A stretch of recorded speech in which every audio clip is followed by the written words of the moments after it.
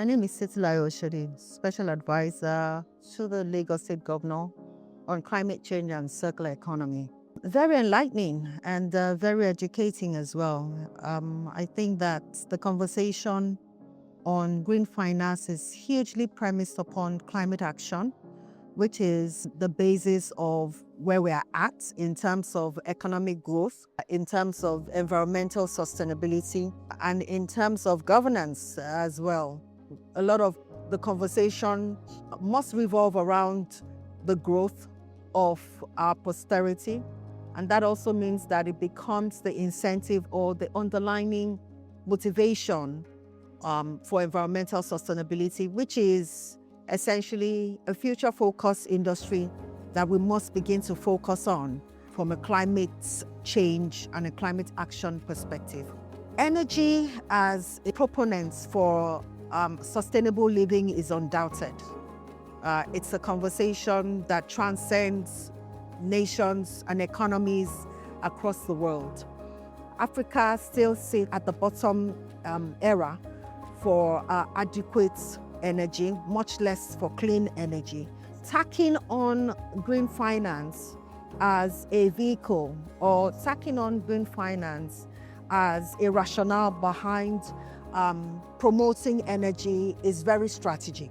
We're able to see how we can mobilize capital, which is needful for us to be able to develop and promote the trajectory of a sustainable city, the ability to drive enterprise development or deepen enterprise development across various sectors, including energy and renewable energy, is a strong critical aspect to ensuring that we can diffuse our unemployment, our rising unemployment bracket.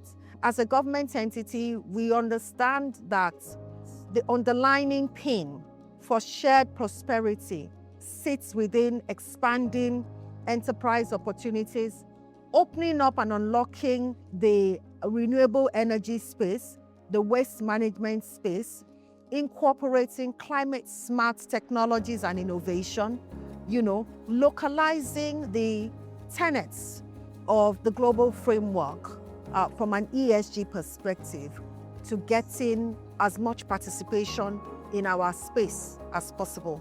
GFIF are positioned very strategically for that purpose because the conversation on green finance speaks to data, it speaks to the technology, it speaks to enterprise development, it speaks to business commercialization, it speaks to capital mobilization as well. All of that incorporated or embedded into a proper budgetary process or a budgetary system that can be allocated across sectors from a governance and a policy and a finance perspective, give room for the proliferation for a sustainable city that we're planning and that we're hoping that Lagos State can become.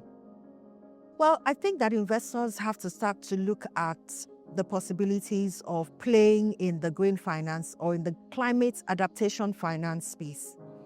It is a structured industry.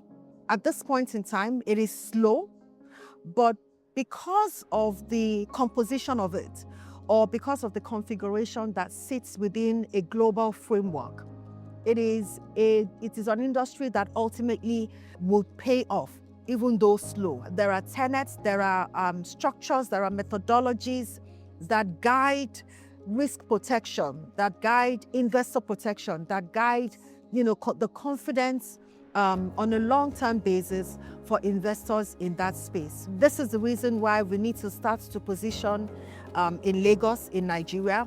And this is the reason why our frameworks in terms of policies, in terms of approvals, in terms of all of the necessary assessment processes and methodologies and the due diligence must be well in place so that we can start to deepen the level of investment in this area.